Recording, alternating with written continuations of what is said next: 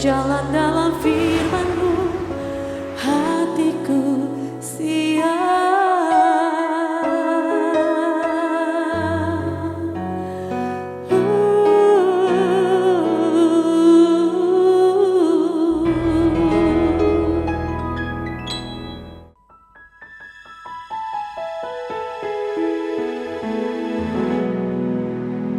Salam God Lover.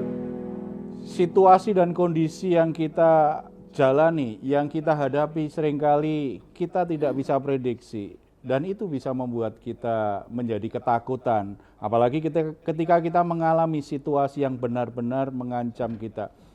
Tetapi apapun yang menjadi ketakutan kita, mari kita datang kepada Tuhan. Karena kita percaya Tuhan akan bisa memberi kita perlindungan, Tuhan akan bisa membebaskan kita dari segala ketakutan-ketakutan kita.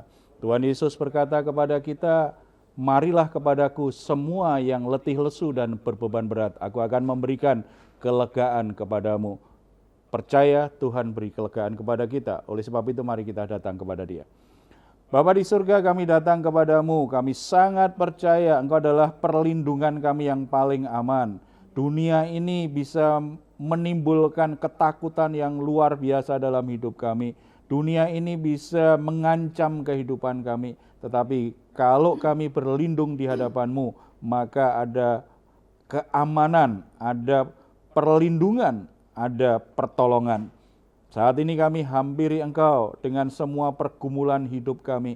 Kami sangat percaya Tuhan memberi kami kelegaan sukacita untuk boleh semakin memuji dan menyembah Engkau. Terpuji nama-Mu dalam nama Tuhan Yesus. Amin. Engkau Allah yang kami sembah, Tuhan. Kami mau datang pada malam hari ini dengan hati yang mengasihi Tuhan, mencintai Tuhan lebih dan lebih lagi.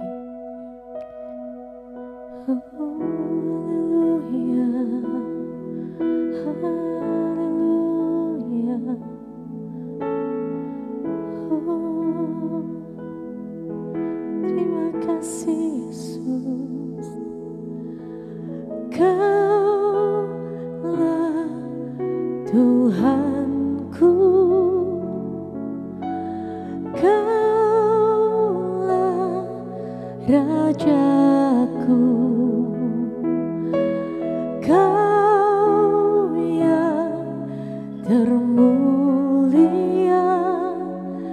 di bumi dan di surga. Kaulah Tuhanku, Kaulah Rajaku, Kau yang termulia di bumi dan di surga. Ku sembah Kau Tuhan, ku sembah Kau Tuhan, ku puji, ku muliakan nama-Mu. Ku sembah Kau Tuhan, ku sembah Kau Tuhan, ku puji, ku muliakan nama-Mu.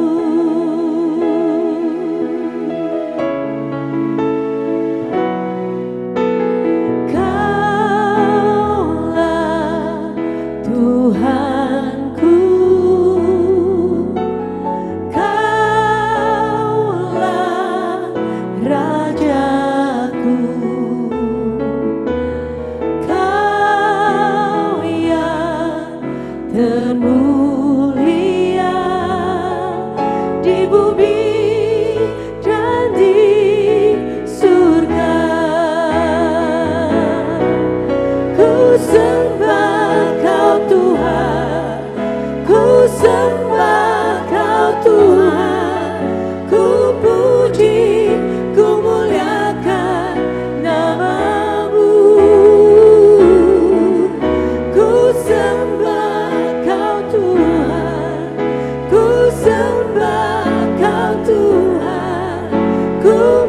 puji, ku muliakan nama-Mu, ku sembah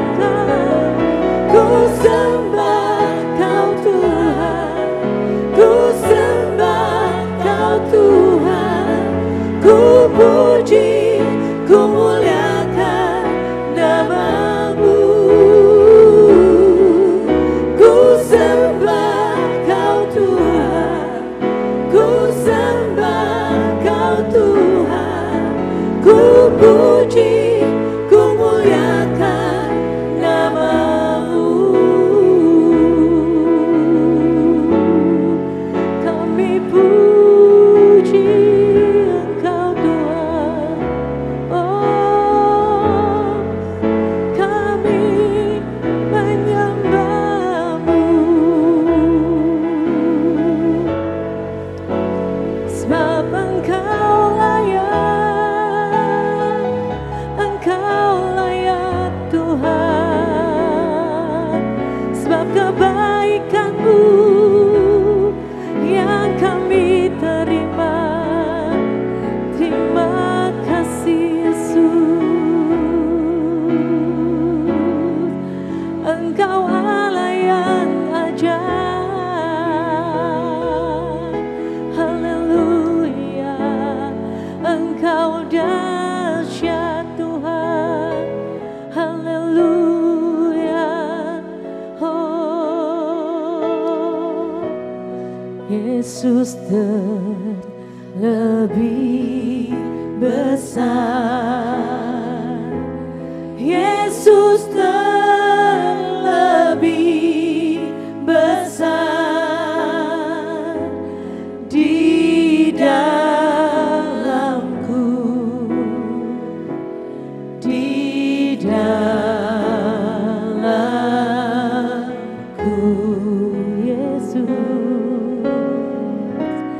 Yesus terlebih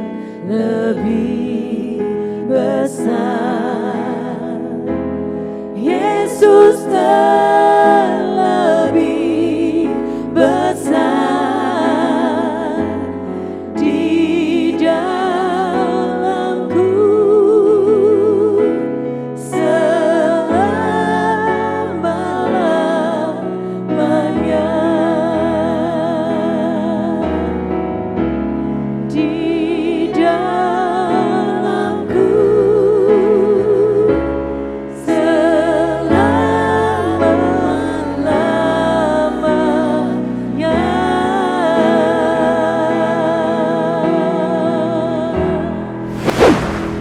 Puji Tuhan, karena Tuhan Yesus selalu menyertai kita, apapun keadaannya, Dia selalu hadir untuk memberi kita pertolongan.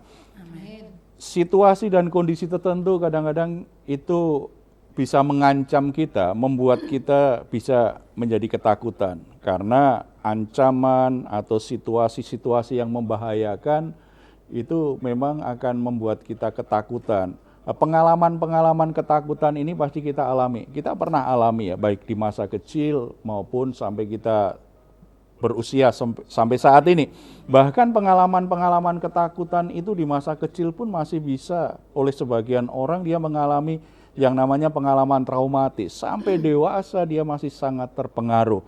Berarti kita harus mengalami yang namanya kemerdekaan dari ketakutan. Sebelum kita bahas lebih lanjut, apa kata firman Tuhan supaya kita bisa mengalami kemerdekaan dari ketakutan ini, saya ingin beri kesempatan kalau ada yang mau sharing tentang pengalaman pernah merasa takut. Saya Oke, Pak, silakan.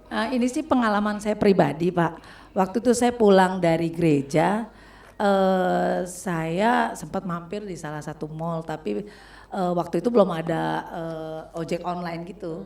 Jadi saya naik ojek di pas begitu keluar mall, begitu saya jalan kira-kira berapa menit ya perjalanan di satu tempat itu lagi lampu merah, saya seperti melihat satu layar film gitu Pak, terputar perjalanan waktu itu pernah naik ojek, terus tukang ojeknya bilang gini, Pak, Mbak saat ini hati-hati loh Mbak kalau pegang tas. di depan gitu, maksudnya dikunci gitu. Karena sekarang banyak Mbak jambret itu mereka tuh nggak peduli gimana caranya harus dapat, kalaupun sulit dia berani untuk tendang supaya si korban ini jatuh gitu, apapun itu resikonya gitu. Nah jadi nggak tahu kenapa Pak, waktu pas di lampu merah itu saya melihat itu seperti film Pak. Jadi secara otomatis begitu itu hijau saya langsung kunci, saya punya tas langsung pegang, dan begitu saya tutup ini tangan saya, datang dari belakang tarik, saya punya tali itu, jadi kami motor sama motor gini dia tarik, tas saya juga tarik, dan itu berjalan hampir berapa menit, cukup jauh Pak. Kalau dari Harmoni saya sampai di lewat Juanda itu baru selesai kami tarik-tarikan gitu. Saya di situ betul-betul nggak ada rasa takut, nggak ada rasa khawatir gitu. Bahkan si yang penjamretnya ini sampai mungkin dia pada titik yang udah kesal gitu ya. Jadi dia lepas tapi dia pelototin saya juga saya lihat gitu. Tapi udah lewatnya saya baru tersadar Pak. Karena itu motor itu goncangannya luar biasa. Jadi supir ojek itu, dan lumayan ternyata tanpa saya sadari Pak, tukang ojeknya tua gitu. Terus dia bilang, non gak apa-apa non gitu. Terus saya bilang, gak apa-apa Pak, tapi Bapak gimana, Bapak gak apa-apa kan gitu. Aduh non gak apa-apa, aduh non kalau kayak gitu, alhamdulillah non kita gak jatuh, kata dia gitu. Terus dia bilang, biasanya non dia suka khawatir tuh, suka ngejar lagi, balik lagi. Nah di situ sih saya yang membuat waktu itu sempat khawatir dan takut ya, maksudnya apakah dia akan balik lagi, karena begitu saya lewat pasar baru saya takut dia kembali lagi. Jadi saya cuman Tuhan kasih ingat saya, stop di satu tempat, kamu istirahat dulu di situ, kalaupun gitu. Jadi kayak saya dapat ya hikmat dari Tuhan lah, saya percaya itu, kamu diam dulu di situ. Kalaupun dia menunggu kamu atau mantau kamu sampai dia bosan nunggu kamu baru pulang gitu. Jadi akhirnya saya di stop di satu tempat, dan saya di situ betul Pak, saya nggak ada rasa khawatir dan takut.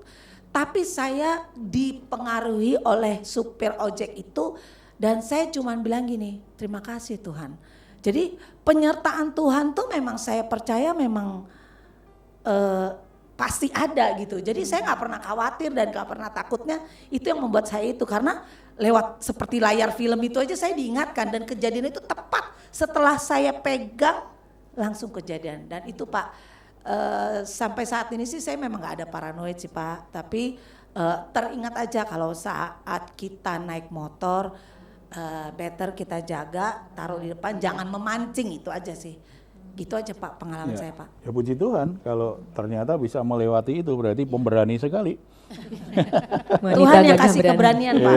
Saya yakin keberanian itu datangnya dari Tuhan. Untuk sementara orang mungkin pengalaman itu membuat jadi ketakutan luar biasa, bahkan menjadi traumatis berbulan-bulan, bahkan bertahun-tahun dia teringat, bahkan lewat di tempat itu saja dia bisa jadi gemetar karena langsung teringat dengan pengalaman yang mengancam jiwanya itu ya. Ketakutan-ketakutan dengan berbagai situasi dan pengalamannya itu dialami oleh banyak orang. Ada yang begitu gampang sekali ketakutan, ada yang cepat bisa mengatasi ketakutan, ada yang sedikit takut saja gitu, hanya setelah itu jadi waspada. Ada yang mungkin tidak berdampak, jadi sifatnya subjektif. Tiap orang bisa berbeda-beda untuk meresponi sebuah peristiwa. Tetapi yang jadi masalah kalau orang akhirnya dikuasai ketakutan kan, karena ketakutan itu benar-benar membunuh hidup kita itu. Karena begitu kita ketakutan, potensi kita, kecerdasan kita juga itu semuanya turun itu. Karena orang takut itu benar-benar dikuasai oleh perasaan negatifnya luar biasa ya. Tidak bisa berpikir tenang, tidak bisa berpikir jernih, sepertinya dia lemah sekali sebagai pribadi. Di Alkitab ada sebuah kisah, sebuah peristiwa yang membuat umat Tuhan menjadi sangat ketakutan. Kita akan lihat dan bagaimana kemudian dia mengalami kemerdekaan dari ketakutannya. Hakim-Hakim pasal yang ke-6, ayat yang pertama sampai 11. Saya bacakan ayat 1 dan 2. Tetapi orang Israel melakukan apa yang jahat di mata Tuhan, sebab itu Tuhan menyerahkan mereka ke dalam tangan orang Midian 7 tahun lamanya. Dan selama itu orang Midian berkuasa atas orang Israel. Karena takutnya kepada orang Midian itu, maka orang Israel membuat tempat-tempat perlindungan di pegunungan, yakni gua-gua dan kubu-kubu. Ini cerita yang berulang-ulang sebenarnya. Setiap orang Israel berbuat jahat kepada Tuhan, Tuhan biarkan musuh-musuh menguasai mereka. Tetapi karena kedegilan hati, karena kekerasan hati umat Israel, itu terus saja terjadi gitu ya. Tetapi kita tidak fokus di situ, kita fokus dengan ketakutan yang dialami oleh umat Israel. Karena dikuasai oleh orang Midian, ditaklukkan oleh orang Midian yang begitu kejam, yang begitu keras, orang-orang Israel ini menjadi sangat ketakutan. Dalam ketakutannya, mereka akhirnya sembunyi di tempat-tempat perlindungan. Mereka lari ke gunung, mereka sembunyi di gua-gua, di kubu-kubu yang mereka buat. Dan kalau kita baca ayat yang pertama tadi, itu berlangsung berapa lama? 7 tahun. Berarti luar biasa, ketakutan yang begitu panjang. Mereka sembunyi karena mereka tidak mau berhadapan dengan musuh-musuh yang mengancam nyawa mereka. Untuk masa itu kelihatannya terlindungi. Tetapi apakah itu bisa menyelesaikan ketakutannya? Tidak. Ketika mereka sembunyi di gua-gua itu, di kubu-kubu yang mereka buat itu, perasaan takut tidak hilang. Mereka hanya tidak berjumpa dengan musuh saja.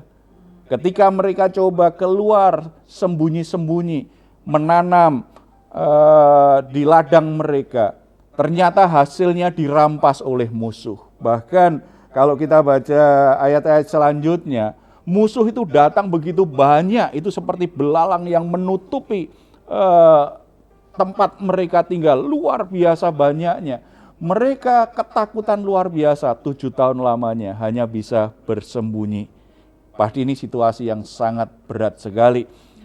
Bagi banyak orang mungkin ketakutannya bukan musuh, karena bukan musuh secara fisik seperti ini ya. Ada banyak hal yang menakutkan kita, ada pengalaman-pengalaman yang mengancam jiwa kita di masa-masa yang lalu, atau bahkan kita juga sedang mengalami saat ini.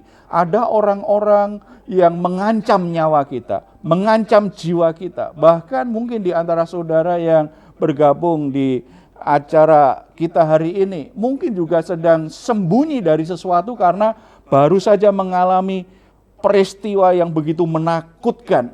Ada sesuatu yang mengancam, ada seseorang yang begitu mengancam dan membahayakan hidupnya, sehingga hanya bisa sembunyi di dalam kamarnya saja. Tapi ada orang lain sembunyinya bukan hanya di dalam kamar, setelah itu dia tidak berinteraksi dengan orang lain. Dia berpikir kalau di kamar saja aman begitu. Tetapi ancaman dan bahaya itu sebenarnya masih ada dalam pikiran, dalam perasaan. Makanya tetap aja ketakutannya tidak hilang. Kalau hanya sekedar sembunyi. Ada sebagian untuk menutupi perasaan takutnya, dia coba menyibukkan diri dengan sesuatu. Karena dia tidak mau memikir lagi peristiwa yang pernah dia alami. Sesuatu yang mengancam hidupnya. Menyibukkan diri dengan berbagai aktivitas. Dia berpikir itu bisa melupakannya, tetapi ketakutannya tidak pernah hilang gara-gara kesibukan. Ada lagi yang sembunyi dengan narkoba, dengan dunia hiburan, dengan alkohol, berpikir supaya ketakutannya hilang. Itu justru semakin memperparah situasi dan semakin merusak jiwa kita. Persembunyian-persembunyian seperti itu banyak dilakukan. Bahkan ada sebagian orang sembunyi karena takut ditolak orang, dia sembunyi dengan penampilan yang kelihatan begitu sempurna. Karena berpikir kalau penampilannya sempurna, orang akan bisa terima dia, tidak menolak dia. Karena dia pernah punya pengalaman bagaimana dihina orang, bagaimana direndahkan orang gara-gara penampilannya.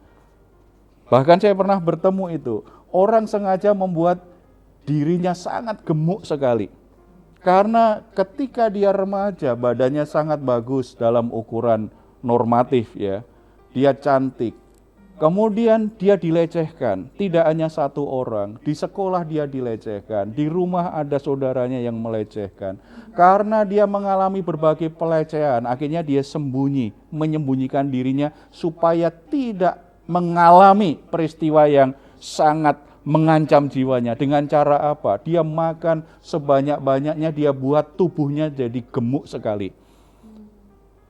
Persembunyiannya. Jadi tadi ada yang ingin penampilannya sempurna, yang ini dibuat supaya sangat tidak sempurna, sengaja untuk sembunyi. Motivasinya intinya sembunyi. Apakah itu bisa menghilangkan ketakutannya? Sama sekali tidak. Tetap ada tekanan. Ketakutan itu tetap menekan jiwanya sedemikian rupa. Ya. Nah, bagaimana caranya Pak supaya kita bisa bersikap dan bertindak yang tepat? Karena selama ada di dunia ini kita kan nggak mungkin menghindari peristiwa atau permasalahan yang membuat kita takut gitu Pak. Bagaimana supaya kita bisa melalui ketakutan kita dengan ketenangan gitu Pak? Oke, ya kita memang nggak bisa menghindar, dan kita tidak juga nggak perlu pesan juga, bisa datang setiap saat. Kita belajar dari sini, dari kisah ini. Yang pertama, apa yang dilakukan orang Israel setelah itu? Ternyata itu kubu-kubu pertahanan, gua-gua persembunyian itu tidak membuat mereka jadi berani, tidak membebaskan mereka dari ketakutan yang ada di jiwa mereka. Yang mereka lakukan adalah, yang pertama, ayat yang ke-6, sehingga orang Israel menjadi sangat melarat oleh perbuatan orang Midian itu, lalu berserulah orang Israel kepada Tuhan. Hal pertama yang harus dilakukan, cari Tuhan, berseru kepada Tuhan. Kalau kita ketakutan, problem emosional apa saja, sebenarnya kita butuh pelepasan. Dalam arti kita perlu cerita, kita perlu berbagi. Dan kalau kita berbagi dengan orang lain, kadang-kadang itu orangnya tidak bisa kita percaya. Dia justru cerita kepada siapa saja. Kalau mungkin kita ingin konseling, mungkin kita belum ketemu orang yang tepat. Atau kalau toh sebenarnya kita ketemu orang yang tepat, jadwalnya belum tepat. Padahal ketakutannya sudah berhari-hari, itu sangat mengacaukan jiwa kita. Nunggu jadwal dengan konselor kita sudah mati karena ketakutan. Gitu kan? Apa yang harus dilakukan? Yang paling utama adalah datang kepada Tuhan, berseru kepada Tuhan, nyatakan semua hal yang membuat engkau ketakutan itu. Ceritakan hal-hal yang mengancam, hal-hal yang menyiksa, hal-hal yang membahayakan hidupmu, dan berseru minta pertolongan Tuhan. Itu yang dilakukan umat Israel. Langsung ya Pak ya? Langsung. Dia pribadi dengan Tuhan. Iya. Gak usah menunggu orang. Kalau Tuhan nggak perlu pesan jadwalnya cocok. Kita aja nggak punya jadwal untuk Tuhan. Gitu kan? Tapi kalau dengan konselor, kita kadang-kadang memang harus atur waktu. Gitu kan? Datang kepada Tuhan, dan konselor Kristen yang bertanggung jawab itu pun pasti juga akan menolong kita untuk kita bisa datang kepada Tuhan. Berseru kepada Tuhan supaya kita secara emosional itu ada kelepasan ini. Kita tidak hanya tertekan terus, karena kan peristiwa menakutkan itu menekan jiwa kita, akhirnya numpuk di sisi emosi kita itu, jadi menimbulkan emosi negatif yang sangat kuat sekali. Datang kepada Tuhan. Karena percaya Tuhan itu sumber pertolongan yang sejati. Dia tidak pernah meremehkan, dia sabar mendengar seruan kita, tidak menghakimi kita. Tetapi dengan kasih karunia-Nya pasti akan memberi kita pertolongan, membebaskan kita. Ya. Jadi curhat dengan Tuhan lah kalau ketakutan yang pertama. Ya. Yang kedua, ketika kita curhat kepada Tuhan, biasanya Tuhan akan memberi kita sebuah pengertian, sebuah hikmat.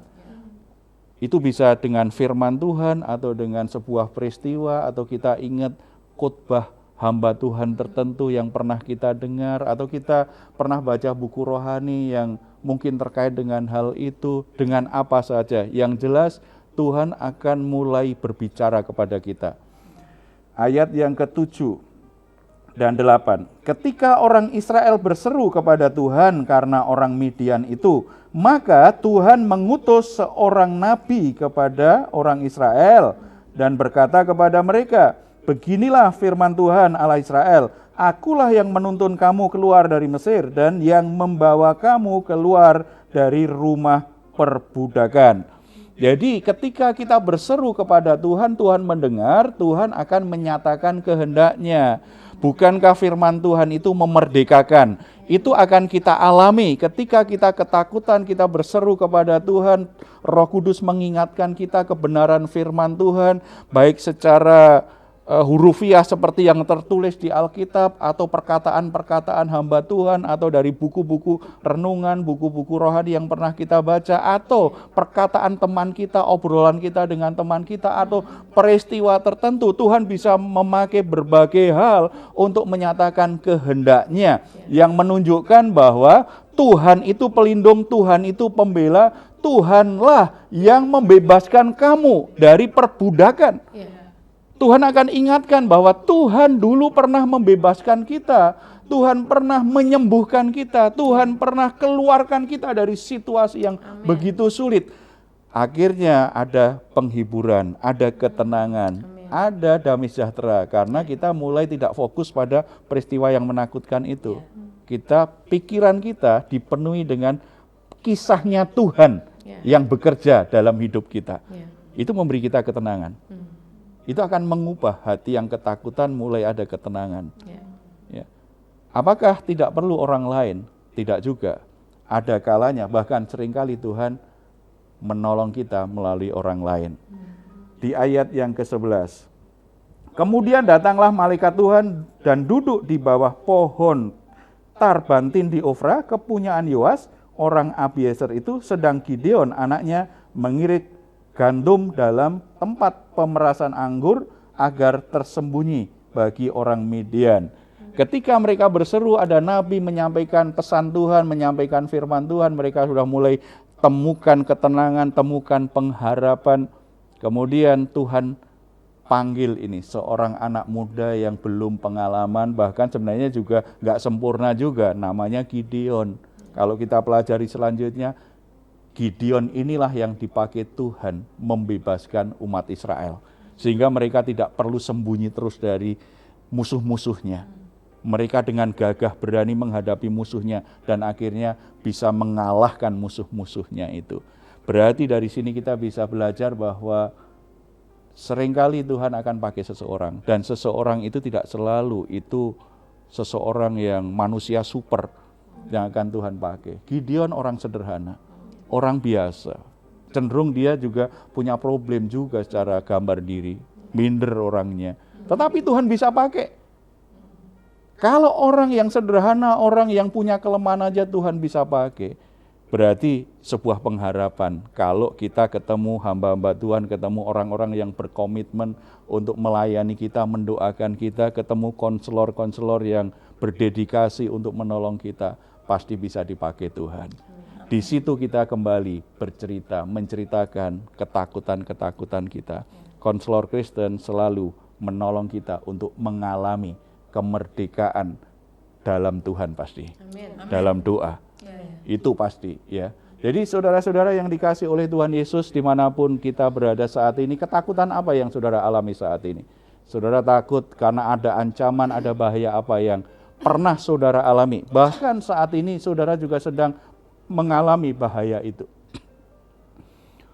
Sehingga ketakutan itu begitu kuat dan membuat saudara lemah secara fisik, lemah secara mental. Bahkan saudara serba takut untuk mengambil inisiatif, untuk melakukan sesuatu. Berkat-berkat yang Tuhan sediakan, kesempatan-kesempatan baik, akhirnya hilang dalam hidupmu. Siapa yang bisa menghentikan itu? Saudara sendiri datang kepada Tuhan, ambil pilihan dalam hidup untuk merdeka dari ketakutan. Hampiri Tuhan, berseru kepada Tuhan, dengar apa yang Tuhan katakan, percayai bahwa Tuhan pasti akan membebaskan kita dan mulai membuka diri orang-orang yang akan Tuhan pakai untuk menolongmu. Kita bersatu dalam doa. Bapa di surga, terima kasih Engkau selalu membela ketika kami sedang alami situasi sulit. Engkau senantiasa menolong kami, membela kami, sehingga kami boleh mengalami kebebasan. Ketika ada sesuatu yang mengancam, ada sesuatu yang menakutkan kami alami, Engkau tidak pernah tinggalkan kami sendirian. Bahkan ketika kami datang berseru kepadamu, Engkau langsung memperdulikannya. Engkau menolong kami. Bapa di surga, mari Engkau menjamah setiap saudara-saudara yang saat ini sedang terbelenggu, sedang terpenjara dengan ketakutan apapun, sehingga mereka sembunyi dengan segala sesuatu yang membuat mereka merasa aman, tetapi ketakutan itu terus ada di jiwa mereka. Tuhan, jamahlah hidup mereka, hati dan pikiran mereka Tuhan jamah dalam nama Tuhan Yesus Kristus, sehingga ada kemerdekaan. Pikiran mereka dipenuhi dengan kebenaran Tuhan, dengan pengalaman-pengalaman bersama dengan Tuhan, bukan dengan pengalaman yang menakutkan itu. Perasaan mereka diisi dengan damai sejahtera Tuhan, sehingga mereka saat ini bisa ada ketenangan, ada kebebasan, ada keberanian untuk menghadapi musuh-musuh yang membuat mereka menjadi ketakutan. Tuhan juga pakai setiap kami, pakai anak-anak-Mu untuk menjadi jawaban, menjadi pertolongan bagi orang-orang yang saat ini sedang dalam ketakutan oleh situasi apapun. Sehingga melalui kehadiran kami ada banyak orang mengalami kemerdekaan dari ketakutannya, dan mereka boleh mengalami pekerjaan Tuhan yang dahsyat itu Tuhan.